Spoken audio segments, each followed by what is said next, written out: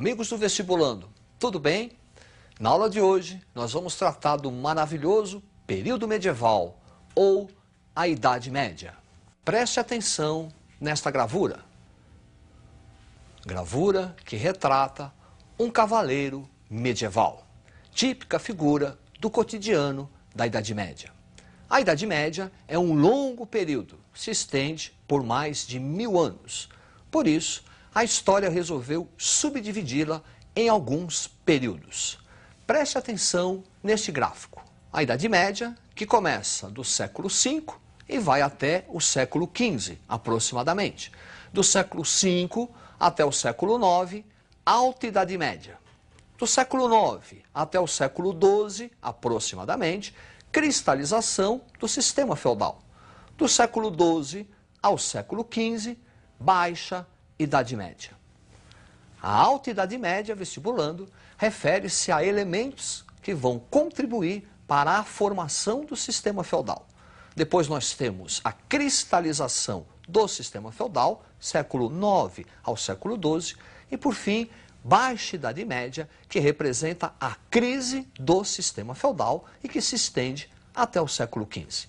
Na Alta Idade Média, inicia-se com a desintegração do Império Romano. Essa desintegração será facilitada pela invasão dos bárbaros germânicos. E onde se constituía o Império Romano, os povos germânicos ali vão se instalar, surgindo várias nações bárbaras. Preste atenção neste mapa. Aí está o mapa dos principais reinos bárbaros que vão se formar aonde se constituía o Império Romano, com destaque para os dois principais reinos bárbaros. O Reino Franco, que vai constituir a atual França, e o Reino Anglo-Saxão, que vai formar a Inglaterra. No Reino Franco, nós vamos trabalhar duas dinastias, a dinastia Merovingia e a dinastia Carolíngia. Para você não esquecer os nomes, preste atenção, dinastias do Reino Franco. Primeiro, dinastia Merovingia, em homenagem ao rei Meronveu. E dinastia Carolíngia, em homenagem a Carlos Magno. Na dinastia Merovingia, o principal nome será o de Clovis.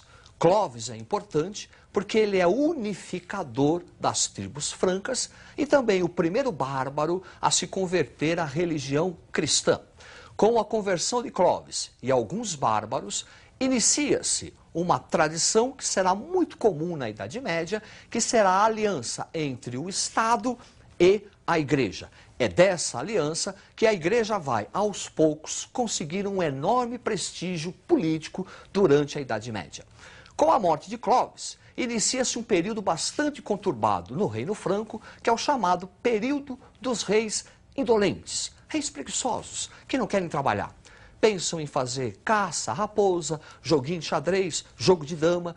E nesse contexto, quem vai exercer as principais funções administrativas do reino, inclusive o comando do exército, serão os mordomos do paço, prefeitos do palácio, uma espécie de primeiro-ministro.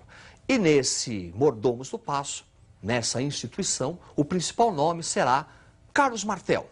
Carlos Martel é importante porque ele vai deter o avanço dos árabes sobre a Europa na famosa Batalha de Poitiers no ano de 732. Talvez com certo exagero, a partir daí, Carlos Martel será considerado o salvador da cristandade.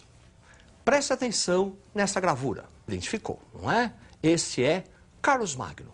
Carlos Magno é, com certeza, o principal nome, o principal rei da Alta Idade Média. Durante o seu governo, ele vai criar condições para a cristalização do sistema feudal. Coisas importantes realizadas por Carlos Magno. Primeiro, uma enorme expansão territorial. Nessa expansão territorial, depois, a partir do ano de 800, ele será coroado pelo Papa Leão XIII como o rei do Império do Ocidente. Essa enorme expansão vai se dar com a ajuda de soldados. Para nós visualizarmos melhor essa expansão, preste atenção neste mapa. Aí está, Império Carolíngio, compondo boa parte da Europa Ocidental. Carlos Magno vai centralizar politicamente a administração e durante o seu governo vão se criar aquelas condições institucionais para a cristalização do sistema feudal. Para conseguir montar este império, Carlos Magno teve que arrebanhar um exército. E para conseguir a fidelidade desse exército, Carlos Magno passa a exercer a prática de concessão de benefício. E o principal benefício será a terra. Entregando a terra a soldados leais guerreiros, Carlos Magno vai contribuir a longo prazo para a fragmentação do poder político. Preste atenção neste mapa. Aí está, este mapa refere-se à expansão dos árabes a partir do ano de 632. Observe que o mar Mediterrâneo está bem no centro dessa conquista. Além de um processo de ruralização já muito adicionado, já muito impulsionado durante o Império Carolíngio, essa expansão muçulmana, a partir do século VI, 632, também vai contribuir para um processo de ruralização da Europa. Os árabes fazem uma expansão, primeiro conquistando o Oriente Médio, depois conquistam todo o norte da África e vão entrar na Península Ibérica. Lembre-se que só não vão conquistar a Europa toda, porque Carlos Martel, na Batalha de Poitiers, vai vencer os árabes. E essa expansão faz com que o mar Mediterrâneo fique no centro da conquista islâmica muçulmana, impedindo o contato entre a Europa Oriental e a Europa Ocidental. Da dificuldade desse contato, a Europa internamente passa a conhecer um enorme processo de ruralização europeia. As comunicações ficam dificultadas e a agricultura passa a ser autossuficiente. Tudo isso por conta do bloqueio do mar Mediterrâneo pela expansão islâmica. Um outro império também vai se destacar nessa Alta Idade Média. Será o chamado Império Bizantino. Preste atenção nesse mapa. O lado leste, Império Oriental, o lado oeste, Império Ocidental.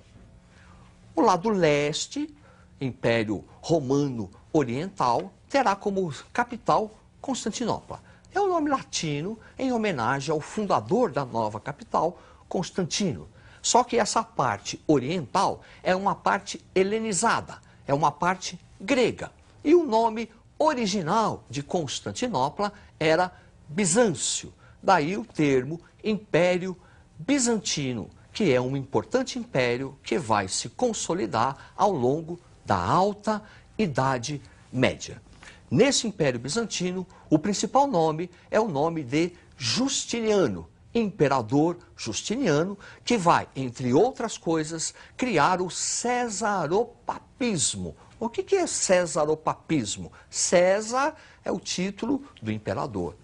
Papa é a atribuição ao chamado bispo de São Pedro, o Papa. Cesaropapismo significa dizer que o imperador, ele passa a ter uma autoridade sobre a religião. Ele passa a ter uma autoridade sobre a igreja. Vestibulando, perceba que isso é típico da parte helenizada do Império Romano. A parte ocidental, aquela parte que foi conquistada pelos bárbaros, não vai conhecer essa interferência do Estado nos assuntos da igreja. Então, cesaropapismo é uma instituição tipicamente do lado oriental do Império Bizantino, fundamentada pelo Justiniano. Preste atenção nesse quadro. Aí está Justiniano, a instituição do cesaropapismo, o Código Civil, Guerra de Reconquista, Revolta Nica. Este Código Civil é importante, porque o lado ocidental, aquela parte que foi conquistada pelos bárbaros germânicos, não vai ocorrer o direito romano. Vai existir, vai prevalecer o direito consuetudinário, que é o direito de costume dos bárbaros. O direito romano vai ser preservado e compilado por Justiniano, que vai inclusive acrescentar novas leis, preservando assim esse direito romano que será um grande legado até os dias de hoje. Outra coisa importante do governo de Justiniano foi a Guerra de Reconquista.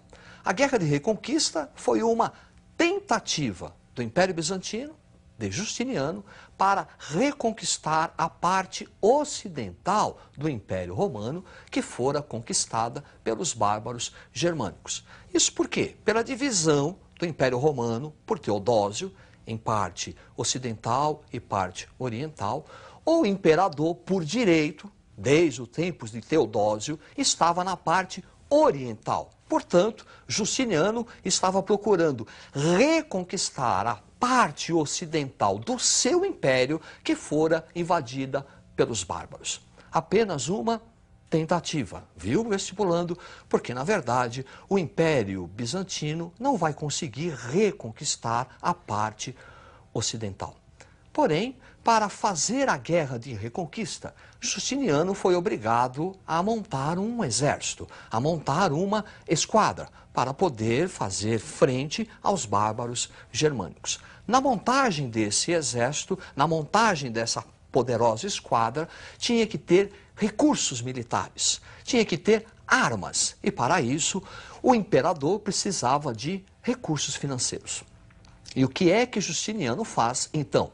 Aumenta os impostos como forma de o Estado arrecadar o dinheiro através da tributação e investir nos soldados. E isso é que vai gerar a revolta Nika, que em grego quer dizer vitória. É uma sublevação popular contra o aumento dos impostos, que, aliás, para uma guerra que não vai dar em nada. Então, revolta Nika é uma sublevação popular contra o imperador Justiniano.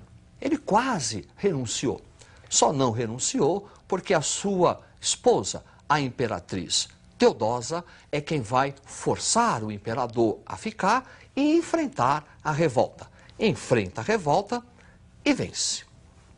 Vestibulando, nós analisamos então aqui Alta Idade Média. Tratamos do Reino Franco, tratamos da expansão muçulmana e o bloqueio do mar Mediterrâneo e do Império Bizantino. Na nossa próxima aula, nós vamos analisar o sistema feudal, a sua cristalização e a crise desse sistema feudal. É isto aí, até a próxima e uma boa sorte.